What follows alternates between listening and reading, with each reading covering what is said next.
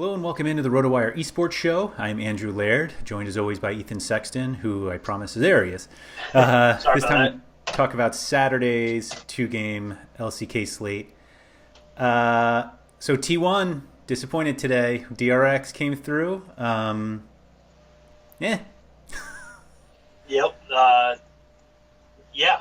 that's it. Less said about it, the slate, the better. I think. I mean, T1 disappoint again. We said it could happen. So not like a huge surprise, I guess. And then we thought KT would win, and KT won. They scored awful. They got 22 total kills. It's just a boring LCK slate. I don't know. I think, like when I saw the winning scores, 523.16 is what won the shock blast here. 11-way tie for first. 523 is awfully low. Yeah. And so Yeah.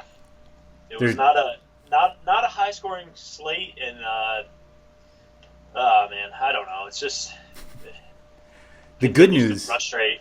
Yeah, the good news is that a game stack didn't win, so we can at least put another one on the board for the non-game stackers. Yep, we'll take it. But I mean, it just felt like the DRX KT was like where the leverage was, at least against T1, particularly because we know who plays for DRX. Right. We don't have to worry about that with T1, although they were fairly standard. And then we know not to play Fred at Breon, so easy slate. Yeah, I guess, man. Yeah, I don't know. It's just I don't know. I'm looking for the LPL to come back, man. Yes. Well, we're getting there slowly but surely. That's right. We've got two more slates to go. Yep. So this one, we've got a good team against not a great team. Gen G heavily favored against Red Force, and then Damwon against Hanwha Life. So I think I found a way to get a Gen G Damwon combo. I'm not overly excited about it, mostly because I assume it will be shared by 50,000 other people. The only team I was really otherwise considering, though, was HLE. Like, I think Red Force is the obvious big leverage play as like the biggest underdog, but For sure. I really have no interest in playing Red Force, even though like I feel like we brought them up earlier this week for a few one-offs. Like, well, do we play like Rich as a one-off? I think actually I didn't end up playing Peanut, but I thought about it. We saw Deoctam was like the leading scorer in a loss. Yep. That was a game stack slate. But do you think like HLE seems to be the more reasonable underdog? No. For sure, yeah, they're for sure the leverage spot on this two-gamer, but they're just like, they don't really inspire me with a lot of confidence that they're going to win, and two, other than Deoctam, they don't score well at all. So he has 106 kills so far this year, which is actually the second most of any player on this entire slate. So he's been impressive. He's been pretty good. But then, their next player with the most, their player with the next highest amount of kills is Peanut, and he's only got 55. So you're looking at almost half of what Deoctam has. So that's just kind of, they don't score well. They don't get a lot of kills, but the kills that they do get tend to go on Deoctam. They have 244 on the entire season, and 106 of those, like we said, are on one player. So he is, in basketball terms, he would be sucking up all the usage, right? He's the James Harden before he got. I don't know. I don't follow the NBA really, but I know James Harden, at least when he was on the Rockets, Harden, yeah, was a usage magnet, obviously. So I don't know if he's splitting it up a bit with KD and Kyrie, but anyway, so that's like Deoctam. He's the carry, man. He's the hard carry of that team. So if we get an upset, if you're looking at Red Force to pick up an upset, you got to look at Deoctam, maybe even as a captain. But I don't feel great about them winning, and I don't feel great about like stacking them because they don't score that well as a team usually. And I also don't feel that great about like Gen G. Like even if they win, they don't score well either. So can I posit a game stack tomorrow? Is that what we should be looking at? Whoa! I don't know. I don't even know who I'm talking to anymore. In general, I just don't like them, right? But on this slate, we know Gen G don't really score that well, so if they sweep, they're going to score okay because they're going to get a games not played bonus. And, but do they only get, like, less than 30 kills? Do they, is that, I think that's a realistic scenario. I wouldn't necessarily be, like, super hesitant about using Gen G, but we know that they, like, lack that killer upside that we really want. And the second series on this slate, so Hanwha Life and Damwon, it's two of the teams higher up in the table. But Damwon's 8-1, but they're pretty sloppy, right? Like they drop games. They lead they have a lot of. They usually get a lot of kills, so they're tied with Gen G with 300 on the year in one less game played, and then Hanwha Life lead the entire LCK. I'm pretty sure in kills with 355. So do we get more of a bloody series on that end? I'm looking at that one more as like a 2-1 either way, leaning towards Damwon, but wouldn't be surprised really either way. So I hate to admit it, but I can see a game stack working, on this particular slate. I guess it's a little easier to envision than on other slates, I guess is what I'll say. That guarantees I'll have at least one game stack lineup. If you think, of all people, think that possibly game stack works, and I have to have at least one. I can't. I mean, it's more just a product of this slate because, Red Force, are they going to get swept? Probably. So they're not going to really score very well, right? Unless they can sneak a win out, but it's a little bit hard to imagine in that. And then Gen G, we saw earlier this week, even in sweeps, they don't really need to pick up a lot of kills sometimes. And so if I was ever going to do a game stack, I think it might be on this slate tomorrow where at least that Damwon Hanwha Life series could be a bit more exciting than some of these ones I've been watching. So I don't know if I'm going to do it, but I kind of am more open to it than normal, I guess, is where I'm at. I think what's weird about this slate is that, like, if you think that that Damwon Hanwha goes 2-1, like, regardless if it goes, if you think Red Force beat Gen G, like, I think a game stack still works. Like, I think you could get away with whoever loses among Hanwha or Damwon outscoring whoever wins in the other one. Yeah, I could definitely see it. So you got to pick at least one player from each series, right? You can't just straight up do a full on game stack. You got to have a one-off somewhere. So as your one-off, if you think Red Force is going to win, but you don't really like that series for its kill upside, which I really don't in general, do you one-off Diakdam and then game stack the rest of that Gen G, or excuse me, Hanwha Life Damwon series? Because at least, if somebody really feels passionately about Red Force winning, it seems pretty certain that Diakdam's going to be the one that's doing the carrying and pushing for like double-digit kills in these games. So maybe that's a way to go. I think that'd be kind of a fun or like a good way to differentiate your lineup on what could potentially be a pretty chalky slate here. Yeah, I mean, do you think people are more likely to one-off that as opposed to just like my thought was if you're going to game stack this Damwon HLE, then you just take Gen G team slot, yeah.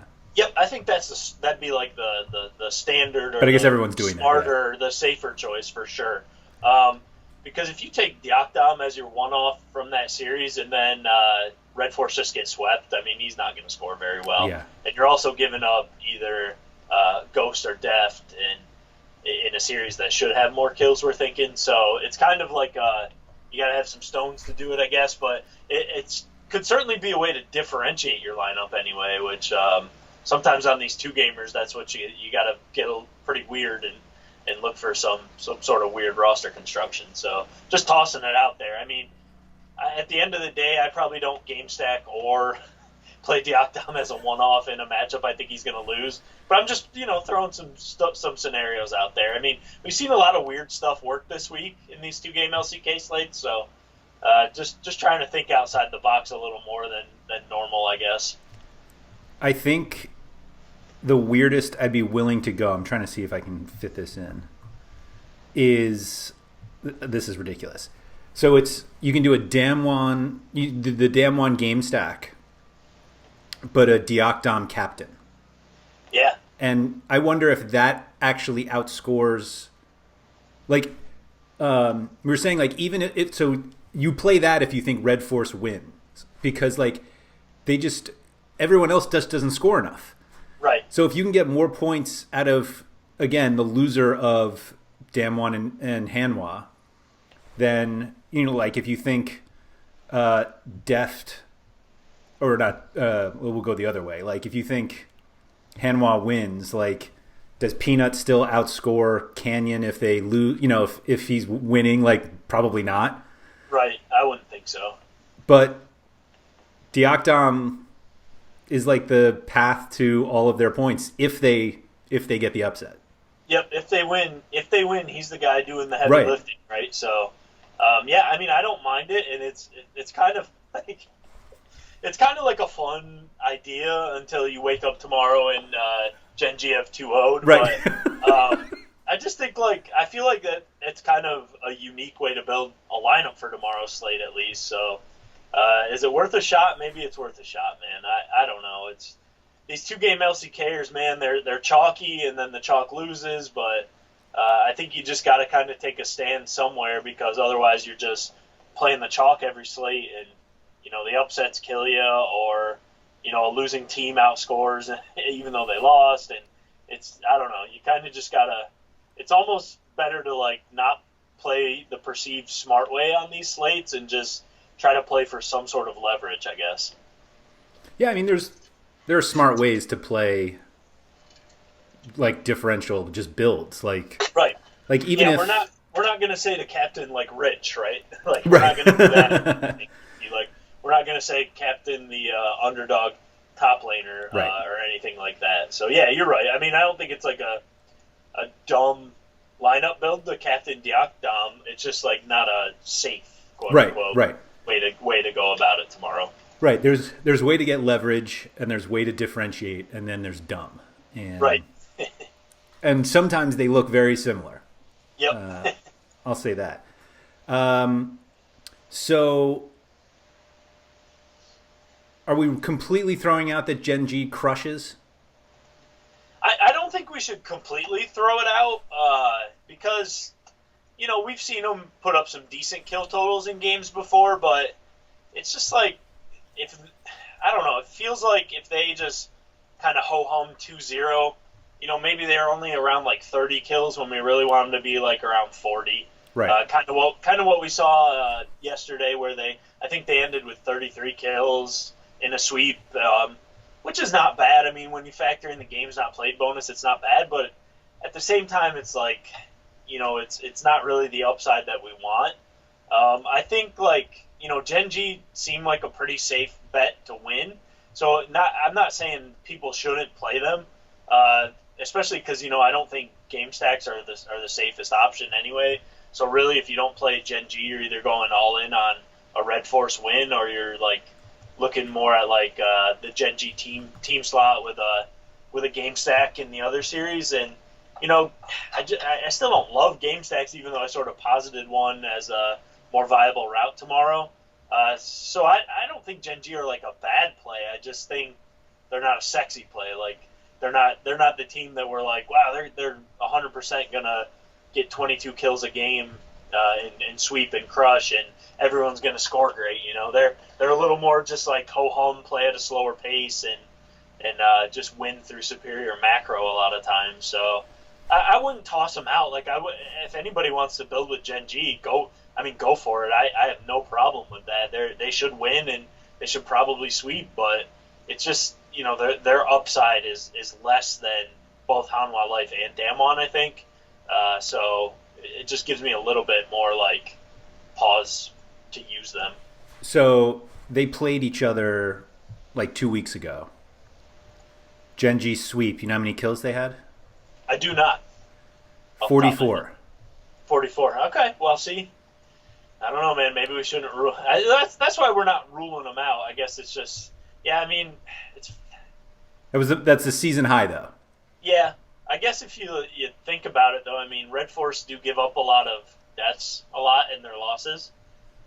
So maybe we should take a harder look at Genji, but I don't know. I just feel like there's going to be a lot of Genji with either side of Hanwha and Damwon, and so you're either tying with a crap load of people or you're getting weird and going for like a first or last type thing.